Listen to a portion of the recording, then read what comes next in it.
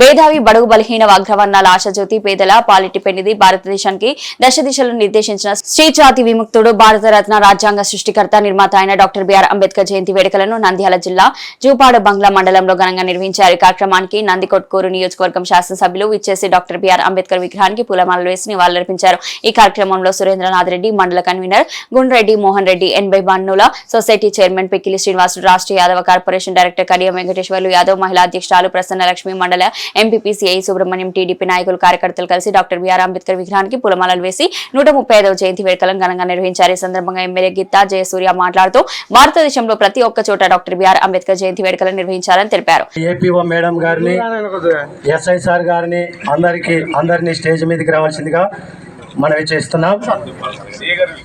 CI sir గారిని, అలాగే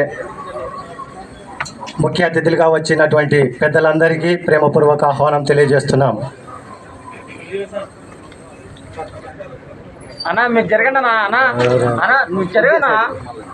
జై భీమ్, జై భీమ్, జై భీమ్. కొనసాగిస్తాం అంబేద్కర్ ఆశయాలను, కొనసాగిస్తాం, అంబేద్కర్ ఆశయాలను కొనసాగిస్తాం. ఐక్యత, వర్ధిల్లాలి, ఐక్యత, వర్ధిల్లాలి. జోహార్ డాక్టర్ బిఆర్ అంబేద్కర్, జోహార్ డాక్టర్ బిఆర్ అంబేద్కర్, జోహార్ జోహార్, డాక్టర్ బిఆర్ అంబేద్కర్, జోహార్ జోహార్. వర్ధిల్లాలి అంబేద్కర్. కొనసాగిస్తాం అంబేద్కర్ ఆశయాలను, కొనసాగిస్తాం అంబేద్కర్ ఆశయాలను, కొనసాగిస్తాం. వర్ధిల్లాలి భారత రాజ్యాంగం, వర్ధిల్లాలి. సార్ ఇక్కడ చూడండి సార్, మళ్ళీ కొద్దిగా ఎదుగుడు.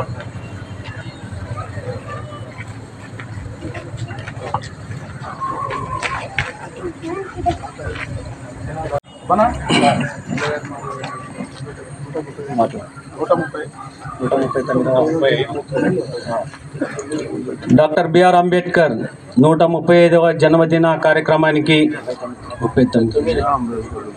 139 కార్యక్రమానికి వచ్చిన నందికొట్కూరు శాసనసభ్యులు గిత్తా జయసూర్య గారికి, అదేవిధంగా ఈ యొక్క జూపాడ బంగ్లా మండలంలో ఉన్నటువంటి నాయకులందరికీ ప్రత్యేకంగా జేబీఎంను తెలియజేస్తున్నాం. ఈరోజు ఈ కార్యక్రమంలో డాక్టర్ బిఆర్ అంబేద్కర్ ప్రపంచంలో అంబేద్కర్ విగ్రహానికి ఈరోజు దేశం నలుమూలల నుంచి కూడా ప్రపంచంలో అన్ని దేశాలు ఈరోజు జన్మదినాన్ని కార్యక్రమాన్ని జరుపుకోవడం జరుగుతూ ఉంది. ఈరోజు మన అంబేద్కర్ గారి గురించి చెప్పుకుంటూ పోతే టైం చాలదు. ఎందుకంటే ఎమ్మెల్యే సార్ గారు ఇంకా కొన్ని విగ్రహాలకు అంబేద్కర్ గారికి పూలమాలలు వేయడానికి వెళ్తూ ఉన్నాడు. ఈయన అంబేద్కర్ గారు రాజ్యాంగం రాయడానికి ఎన్నో కష్ట నష్టాలు అనుభవించినటువంటి వ్యక్తి. దాదాపు 100 రాజ్యాంగాన్ని చదివి భారత సుసంపన్నమైన రాజ్యాంగాన్ని అందించినటువంటి వ్యక్తి డాక్టర్ బిఆర్ అంబేద్కర్.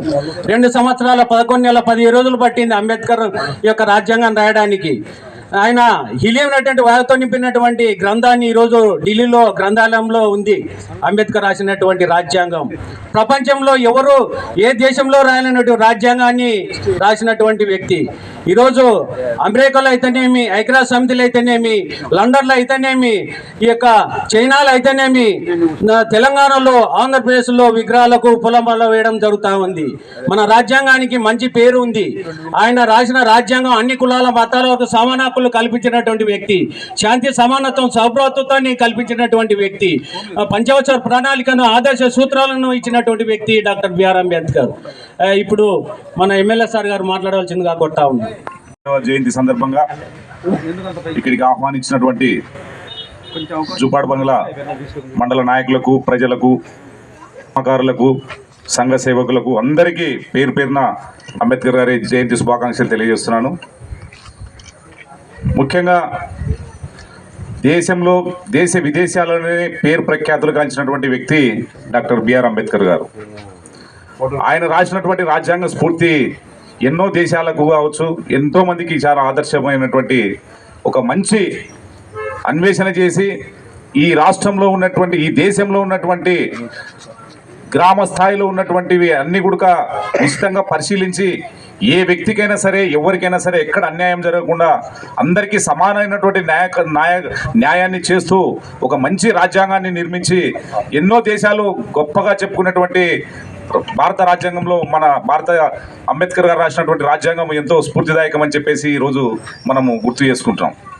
అలాగే ఏదైతే స్వర్గీయ నందమూరి తారక రామారావు గారు తెలుగుదేశం పార్టీ స్థాపించినప్పుడు అంబేద్కర్ ఆశయాలను స్ఫూర్తిగానే తీసుకొని సమాజమే దేవాలయం, ప్రజలే దేవుళ్ళు అనే ఒక స్ఫూర్తిని నినాదాన్ని ఇచ్చి ఆ అంబేద్కర్ గారు చూపించినటువంటి సూచనలను ఆయన తప్పకుండా పాటించాలని చెప్పేసి బడుగు బలహీన వర్గాల వారికి, బీసీలకు కానివ్వండి, మైనార్టీలకు కానివ్వండి, వెనుకబడిన తరగతులందరికీ కూడా రాజకీయ సమానత్వాన్ని తీసుకురావాలని చెప్పేసి పాటుపడినటువంటి వ్యక్తి స్వర్గీయ నందమూరి తారక రామారావు గారు అని చెప్పేసి ఈ సందర్భంగా తెలియజేస్తున్నాం. ఈరోజు మనం చూసుకున్నట్లయితే ఎన్డీఏ కూటమి ప్రభుత్వము ఈరోజు గౌరవ ముఖ్యమంత్రి శ్రీ నారా చంద్రబాబు నాయుడు గారు రాష్ట్రంలో ఒక సుపరిపాలన అందిస్తూ రాష్ట్రం ఒకవైపు సంక్షేమము, ఒకవైపు అభివృద్ధి అంతా కూడా ఈరోజు రాష్ట్ర వ్యాప్తంగా ఆయన చేస్తున్నటువంటి పరిపాలనగా ఒక అంబేద్కర్ గారి స్ఫూర్తిదాయకంగానే వారు నిర్వహిస్తున్నారని చెప్పేసి కూడా ఈరోజు మనం గుర్తు చేసుకుంటున్నాం. అయితే ఆనాడు స్వర్గీయ నందమూరి తారక రామారావు గారు ఏదైతే మహిళలకు భూ హక్కులో సమానము, ఏదైనా సరే వారికి ఉండాలని చెప్పేసి భూమిలో సమానత్వాన్ని తీసుకొచ్చినటువంటి వ్యక్తి. మరి ఆనాడు అంబేద్కర్ గారు రాసినటువంటి రాజ్యాంగంలో మహిళలకు 33% రిజర్వేషన్ ఖచ్చితంగా చట్టసభల్లో ఉండాలని చెప్పేసి తలచినటువంటి వ్యక్తి డాక్టర్ బిఆర్ అంబేద్కర్ అని చెప్పేసి ఈరోజు తెలియజేస్తున్నాం. ఈరోజు ఎన్డీఏ కూటమి ప్రభుత్వం మీరు చూసుకోండి, గౌరవ ముఖ్యమంత్రి శ్రీ నారా చంద్రబాబు నాయుడు గారు ఈ రాష్ట్ర ముఖ్యమంత్రిగా, ఈ దేశ ప్రధాని నరేంద్ర మోడీ గారు మహిళలకు చట్టసభల్లో 33% రిజర్వేషన్ తీసుకురావాలని చెప్పేసి ఈరోజు మహిళల అందరినీ కూడా గౌరవిస్తున్నటువంటి ఎన్డీఏ కూటమి ప్రభుత్వం అని చెప్పేసి కూడా ఈ సందర్భంగా తెలియజేస్తున్నాం. కాబట్టి కేవలం వారు రాసినటువంటి రాజ్యాంగ స్ఫూర్తితోనే ఇవల్ల సాధ్యమవుతున్నాయి.